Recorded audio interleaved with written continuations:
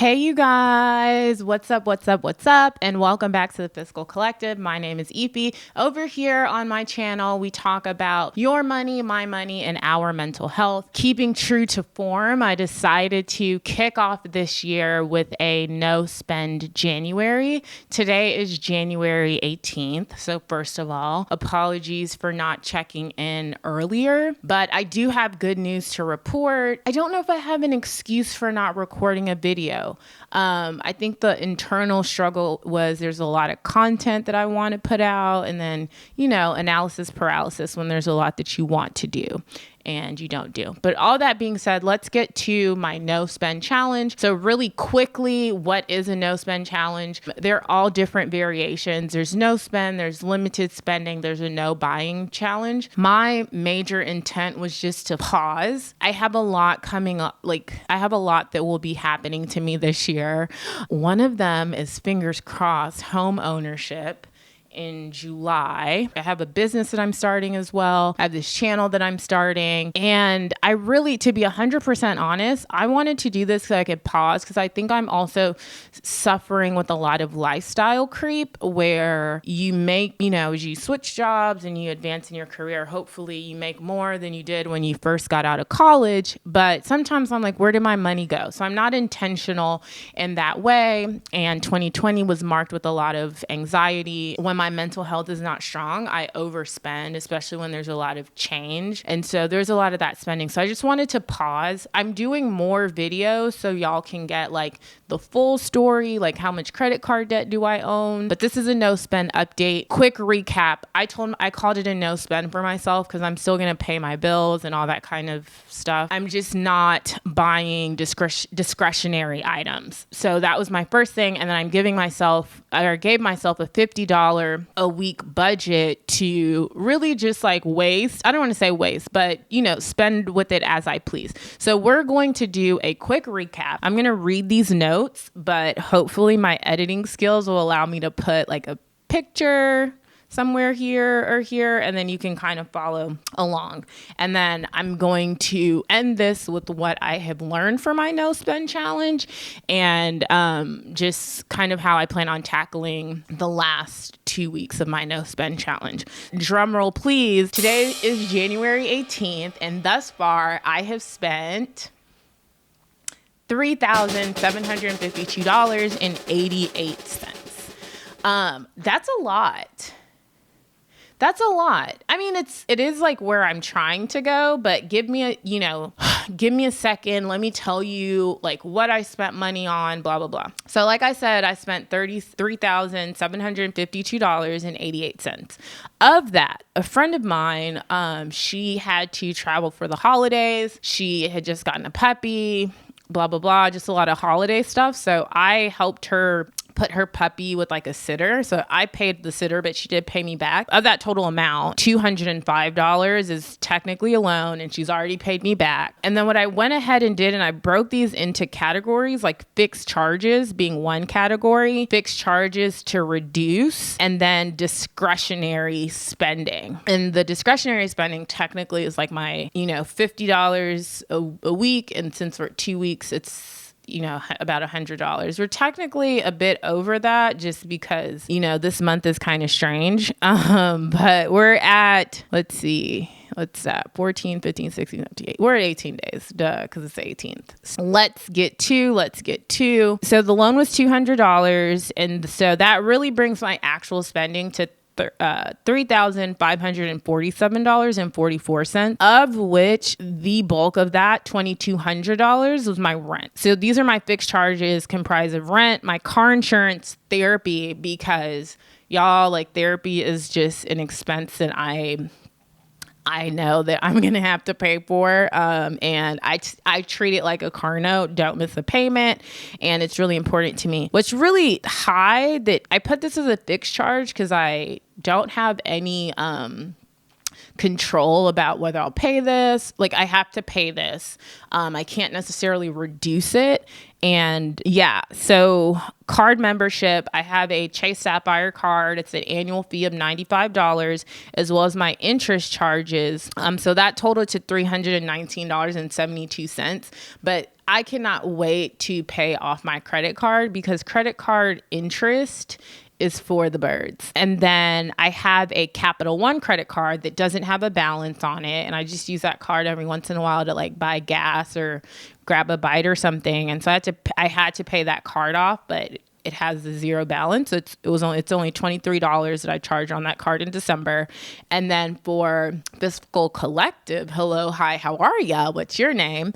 My domain is $6.40. That's a Google domain. So for my actual fixed charges, which I don't have a lot of control over, and that data is going to inform kind of like my emergency fund and when people are like, what's your shoestring budget, all that kind of stuff. So those charges thus far for the month of January are $2,971.52. And then I have fixed charges that can be reduced. And this is really interesting because my fixed charges that can be reduced are $424.30. Oh, I just want to say, if you watch my very, very first like spending detox no spend challenge, I wear Invisalign. And if you wear Invisalign, you have to wear like matte lipstick, the one that kind of like stays throughout the day. And I did it in that video, and and I generally wear like red lipstick, and it sure did smear my teeth. And I was like, whatever, I'm not re-recording that video. Anywho, within my fixed charges that can be reduced, that total amount is $424.30. What I found was really interesting was like, when I started this challenge, there are 3 charges that I didn't even know that I had. And one of them was like a gym membership. I used to have a personal trainer. I canceled my personal trainer, but I didn't know the gym was still charging me, which is so stupid because it's as high as my rent it is. There's a really nice gym in here. So why would I pay for a gym if there's no trainer? And I hadn't even been to that gym. So I need to call that company to cancel. And I sent them an email and they're not picking up and all that kind of stuff. So now I'm going straight to the bank. My Wall Street Journal subscription, I'm canceling that because I don't need that right now. And I'm trying to see also if my job offers anything similar, because that's really why I had it. And then I also had, I don't know if you guys know this app called Acorns. I'm going to do a more detailed review on that video. It's one of my favorite apps. Essentially, it takes your change. It allows you to like round up your change and then it invests your change in a mutual fund, which I think is a really, really great way to get started investing. Even if you feel like you have no money, you still have change. If you spend, let's say $1.20, that 80 cents can go somewhere, if you can spare that. So I'm going to link to Acorns down below in my description box or my pinned comment, but I will do a more detailed video about it. But I do think it's really helpful. And then, so that totaled up to about like $95 of stuff I didn't even know I was spending in a month. Entertainment I spent about $75.75. That includes like my Netflix, that includes my Sling TV, that includes my Spotify, and that also includes my Comcast bill. I'm going to reduce that because I share passwords with my family, so we should be sharing the cost somehow. They do not care. They don't mind. And maybe that's a good idea for you guys too. Like if you're with your family and you guys are sharing logins and stuff and y'all live separately, just, make sure that one person isn't the person that pays for all of the subscriptions. There is my entertainment. And then my groceries, I think I can reduce that. Thus far, I've spent $170.34. I did not include my groceries in my no spend challenge because I started this in January. I had been doing the whole family thing for the entire month. I had no food by the time this challenge kicked off. So that's why it's not included. But y'all, I shopped at Aldi, and Aldi maybe it's just the Aldi in my area. Maybe it's not all the Aldis. Sometimes I see these hauls, Aldi haul videos. It was gross. I'm sorry. I did not like it at all. I'm going to stop that and say that I shop the edges of the supermarket. So very rarely do I buy stuff that's like prepackaged. And when I do, I try to buy things that are just like one ingredient. So like a can of black beans, a can of garbanzo beans. Like very rarely would I buy like pasta or something. I would buy rice, or like try to buy potatoes once again that are on the outside of the grocery store. And then I also eat organic as well. The produce section kind of looked really dingy to me. I'm not going to lie. They did not have a lot of organic produce, and I just wasn't a fan. But this is why I cannot even not tell you guys this story. It's because the deli meat that I got was disgusting. I don't know if it had gone off. I don't know. But I got like this honey baked turkey or something. And then I got like a buffalo chicken kind of deli meat.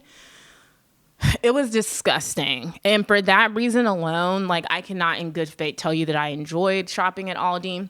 And also I spent $105, I think.